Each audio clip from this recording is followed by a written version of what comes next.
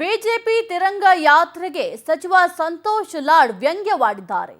ತಿರಂಗ ಯಾತ್ರೆ ಬೇಡ, ಟ್ರಂಪ್ ಯಾತ್ರೆ ಮಾಡಲಿ ಅಂತ ವ್ಯಂಗ್ಯವಾಡಿದ್ದಾರೆ. ಬಿಜೆಪಿ ತಿರಂಗ ಯಾತ್ರೆಗೆ ಸಚಿವ ಸಂತೋಷ್ ಲಾಡ್ ವ್ಯಂಗ್ಯವಾಡಿದ್ದಾರೆ. ತಿರಂಗ ಯಾತ್ರೆ ಬೇಡ, ಟ್ರಂಪ್ ಯಾತ್ರೆ ಮಾಡಲಿ ಅಂತ ವ್ಯಂಗ್ಯವಾಡಿದ್ದಾರೆ. ಅಮೆರಿಕ ಅಧ್ಯಕ್ಷ ಟ್ರಂಪ್ ಮಾತು ಕೇಳಿ ಕದನ ವಿರಾಮವನ್ನ ಮಾಡಿದ್ದಾರೆ. ಹಾಗಾಗಿ ತಿರಂಗ ಯಾತ್ರೆ ಮಾಡೋದು ಬೇಡ, ಟ್ರಂಪ್ ಯಾತ್ರೆ ಮಾಡಲಿ ಅಂತ ಸಚಿವ ಸಂತೋಷ್ ಲಾಡ್ ವ್ಯಂಗ್ಯವಾಡಿದ್ದಾರೆ. ಬಿಜೆಪಿಯವರು ತಿರಂಗ ಯಾತ್ರೆ ಮಾಡ್ತಾ ಇದ್ದಾರೆ.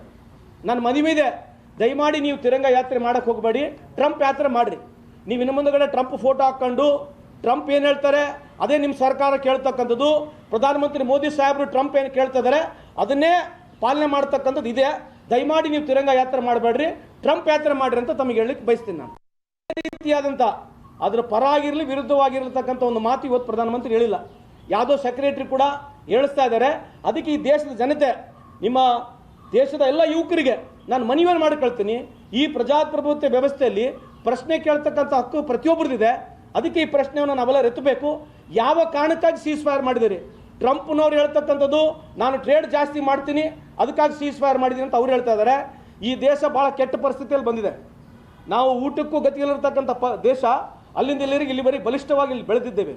ನಮಗೇನು ಟ್ರೇಡ್ ಕೌಸರ್ನ ನಾವು ಪಾಕಿಸ್ತಾನ ಜೊತೆ ಬಯಲಾಟ್ರಲ್ ಅಗ್ರಿಮೆಂಟ್ ಆಗಿರಲಿ, ಅವ್ರ ಜೊತೆ ಯುದ್ಧಕ್ಕೆ ಹೋಗಬಾರ್ದಕ್ಕಂತ ಎಲ್ಲಿ ಕಾನೂನಿಲ್ಲ. ಈ ದೇಶದ 140 ಕೋಟಿ ಜನಸಂಖ್ಯೆ ಜನ ಯುದ್ಧ ಆಗಬೇಕು, ಪಾಕಿಸ್ತಾನಕ್ಕೆ ತಕ್ಕ ಪಾಠ ಕಲಿಸ್ಬೇಕಂತ ಇರ್ತಕ್ಕಂಥ ಆ ಮನಸ್ಥಿತಿನ ನೀವು ರಾತ್ರೋರಾತ್ರಿ ಯಾಕೆ ಸೀಸ್ ಫೈರ್ನ ಒಪ್ಪಿದ್ದೀರಿ ಅಂತ ಹೇಳಿ ನೀವು ಜನಕ್ಕೆ ಹೇಳ್ತಕ್ಕಂಥದ್ದು ಮೂಲಭೂತ ಪ್ರಶ್ನೆ ಇದೆ. ಅದಕ್ಕೆ ನೀವು ಉತ್ತರ ಕೊಡಬೇಕಂತ ಈ ಸಂದರ್ಭಕ್ಕೆ ಹೇಳಲಿಕ್ಕೆ ಇಚ್ಛೆ ಬಯಸ್ತೀನಿ. ಯಾವುದೇ ರೀತಿಯಾದಂಥ